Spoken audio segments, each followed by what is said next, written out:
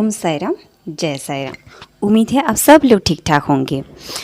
एक जन ने मुझे कमेंट बॉक्स में कमेंट किया था कि उनको 40 इयर्स से बहुत एंजाइटी है, डिप्रेशन के से गुज़र रहे हैं और उन्होंने बहुत सारे डॉक्टर को भी दिखाए हैं, लेकिन उनका कोई सॉल्यूशन नहीं हुआ है और अभी भी उस प्रॉब्लम से वो जूझ रहे हैं।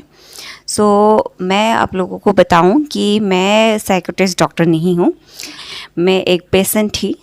मुझे एंजाइटी डिप्रेशन का मुझे बहुत बड़ा इशू हुआ था 2011, 12, 13, 14 में। इन टाइम में मेरा बहुत ज़्यादा एंजाइटी का प्रॉब्लम हुआ था। इस वजह से मैं आप लोगों के साथ जो एंजाइटी डिप्रेशन हो गया, ये सब प्रॉब्लम के बारे में आप लोगों के साथ मैं डिटेल्स में बता सकती हूँ। लेकिन मैं एक बात आप लोगों को एकदम क्लियरली बोलती हूँ, अगर आप लोगों को कोई भी डिप्रेशन एंजाइटी का प्रॉब्लम है तो प्लीज़ रिक्वेस्ट करती हूँ कि आप लोग डॉक्टर से मिलिए।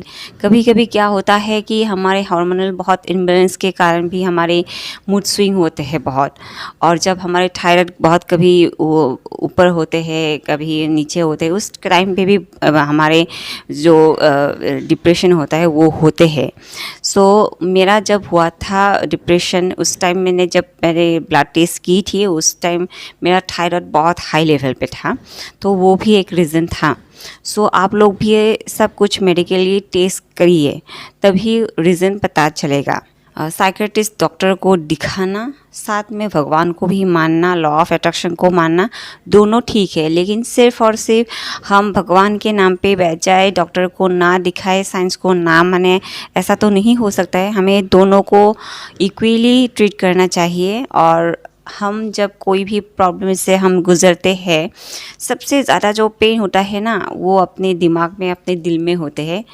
वो पेन, वो दर्द सिर्फ और सिर्फ हम ही जानते हैं। जिसको हुआ है वो ही जानते हैं। जिसका हाथ कट जाता है, जब वो पैर टूट जाता है, सर फट जाता है, जब हॉस्पिटल में जाते हैं, जब स्टिचिंग होते हैं, सब कुछ जब होता है ना, तब उस इंसान को ही पता होता है।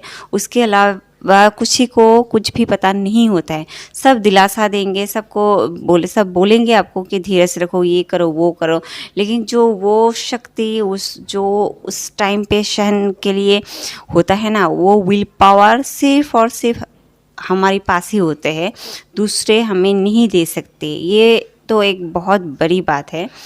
अपने आप को स्ट्रॉन्ग बनाइए। हर एक सिचुएशन में अपने आप को स्ट्रॉन्ग बनाना बहुत ही इम्पोर्टेंट है।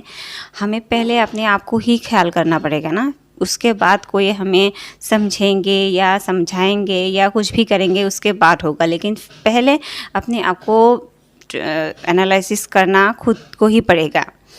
डिप्रेशन एंजाइटी की जब बात होती है तो ज़्यादातर केस में दो प्रकार की ही एंजाइटी होती है। एक जो होते हैं उनके लाइफ में बहुत सारे प्रॉब्लम होते हैं, या कुछ भी नहीं होते हैं, सब कुछ ख़त्म हो जाते हैं, उसके बाद उनको एंजाइटी डिप्रेशन का वो शिकार होते हैं।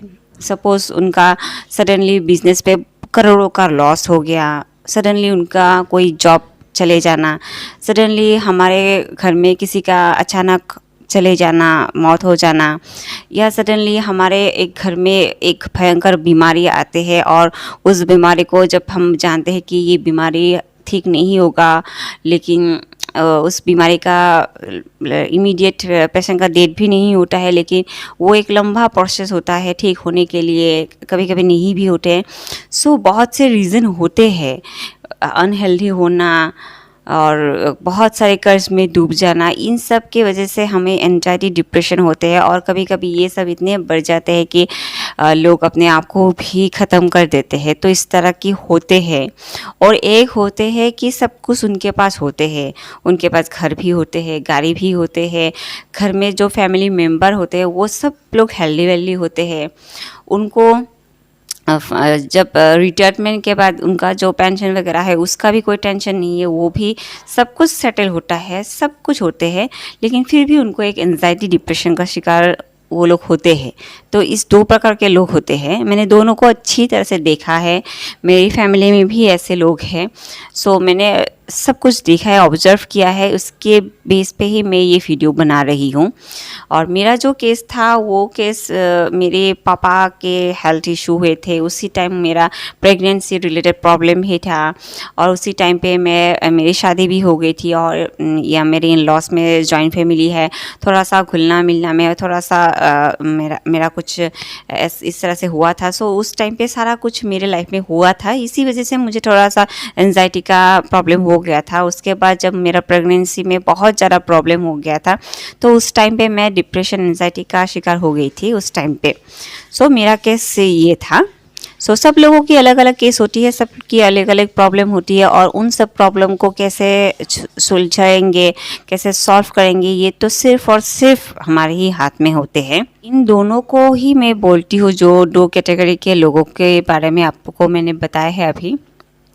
तो अगर आपको डॉक्टर ज़्यादा टाइम नहीं देता है, साइकियाट्रिस्ट डॉक्टर, तो आप एक काम कर सकते हैं, जितना भी टाइम डॉक्टर आपको देते हैं, वो मेरे टाइम पे तो 45 मिनट्स का था, उसके बाद 1 मिनट भी नहीं करते थे, काउंसलिंग नहीं करते थे, और उसके बाद नेक्स्ट पेशेंट भी आ जाते हैं, और बहुत अच्छा खासा लंबा लाइन होता था। तो एक पेशेंट को इससे भी ज़्यादा टाइम देना नामुमकिन भी है, क्योंकि हर एक की एक प्रोफेशन भी होता है ना।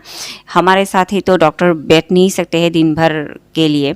सो एक बात मैं आप लोगों के साथ शेयर करूंगी अभी, कि अगर आप लोगों को टू मच एंजाइटी का प्रॉब्लम है, और अगर डॉक्टर के पास भी गए हो, भगवान से भी दुआ मांग रहे हो, ठीक नहीं हो रहा है, तो आप लोग ये जो बुक है द सीक्रेट, इस बुक को आप एक बार रीड कीजिए।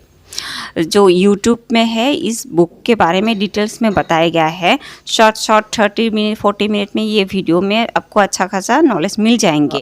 पॉडकास्ट के ज़रिए भी आप सुन सकते हैं, YouTube पे भी है वीडियो इस बुक के बारे में डिटेल्स में बताए गए हैं। वो बुक अच्छी तरह से आप लोग सुन सकते हैं, क्या क्या कहा है वो सब आप अपने जीवन में फॉलो कीजिए, तो डेफिनेटली अच्छा होगा। उसी टाइम पे आपको रियलाइज़ होगा कि लॉ ऑफ अट्रैक्शन क्या है, कैसे काम देता है, कैसे नहीं देता है। लेकिन एक बात तो एकदम क्लियर है कि अगर हम अपने आप को ठीक करेंगे तभी हम ठीक होंगे, वरना हम नहीं ठीक होंगे। कोई भी डॉक्टर के पास जाइए, कोई भी भगवान से जाके पूछिए, कुछ भी मांगिए, या हम कितने भी अच्छे इंसान के साथ 1 दिन 2 दिन बिताए, अच्छा लगेगा, फिर भी वापस तो घर पे ही आना है, उस माहौल पे ही रहना है जहाँ पे हमें डिप्रेशन होता है। उसी को ही कैसे इंटरेस्टिंग बनाते हैं, वो चीज़ तो हमारे माइंड में ही होते हैं। आज का वीडियो इतना ही था, आप लोगों ने देखा, मुझे बहुत अच्छा लगा। नेक्स्ट वीडियो में मिलते हैं, तब तक के लिए ओम साई राम, जय Sai Ram. Thank you so much for watching.